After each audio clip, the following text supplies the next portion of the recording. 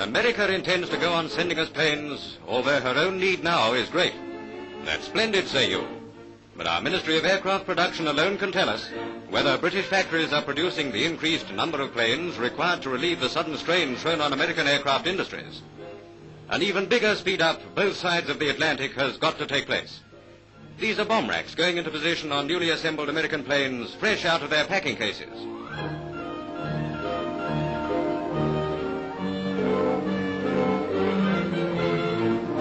Warplanes of every kind come rolling out.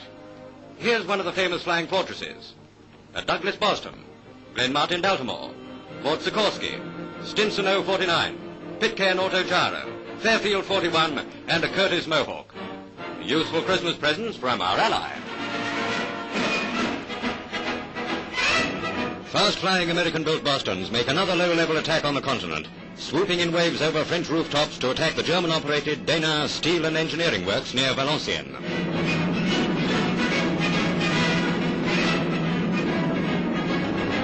On the way to the target, the Bostons weave violently, partly to minimize the danger from concealed gun positions, and also to disguise the exact direction of the attack. The misty specks seen against the skyline are not marks on the film, but flies and beetles which have hit and burst on the perspex of the aircraft.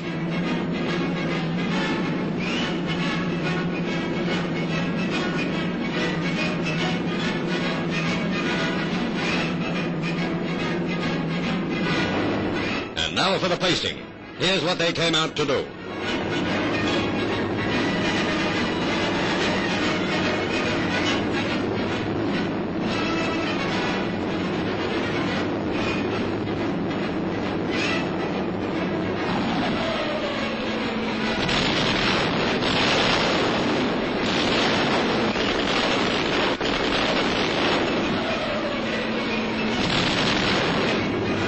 The first wave of extra low-level aircraft have got rid of their delayed action bombs, which are now seen exploding as a second wave completes the destruction.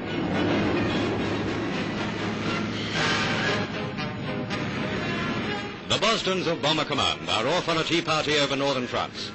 They throw their shadows on the green fields of England, and with their distinctive tails held high, keep their rendezvous with the escorting Spitfires flying high above them as they wing their way across the channel.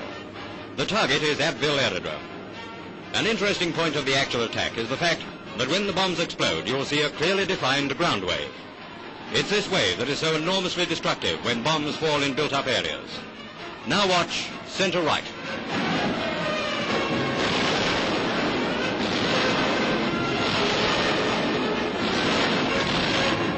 That's worth seeing again, as it's believed to be the first time that a ground wave has been recorded on film. Instructive to us, but not so interesting for the Jerrys in the dispersal areas, the gun positions, and on the runways of Abbeville Aerodrome.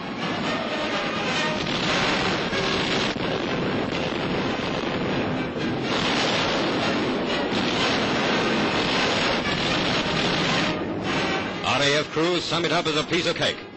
Further down the coast and about 40 miles inland is the town of Rennes. Another Boston formation goes in low, clipping the treetops on their way to bomb a naval stores depot. These amazing pictures take you right inside the aircraft as they head for the central distributing store for U-boats.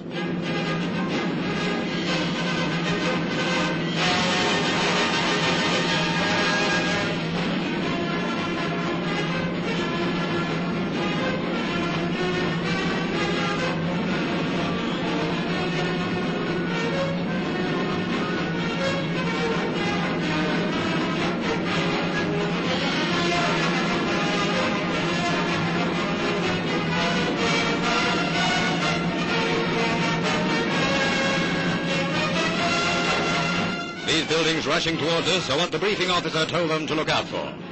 In a second or two, you'll see a puff of dust and smoke blow out as a delayed action bomb digs its way in.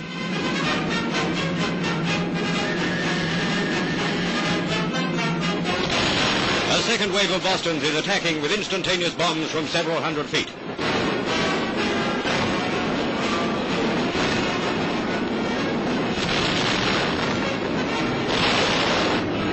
Black holes in a Boston wing. While there was no fighter opposition, ground defenses put up an intense barrage. Some of our pilots look on raids like these as cushy jobs. Well, they ought to know.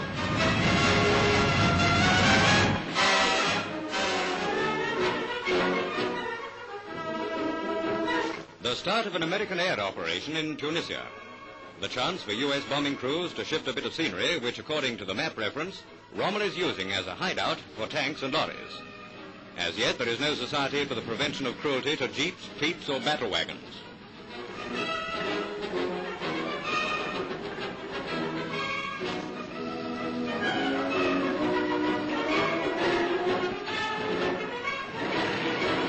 Boston Light bombers are being employed.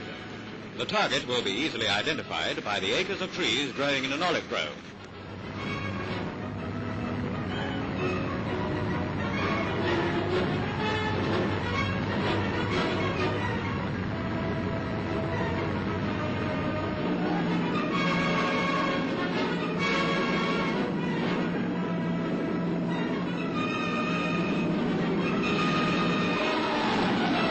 And there go the groceries.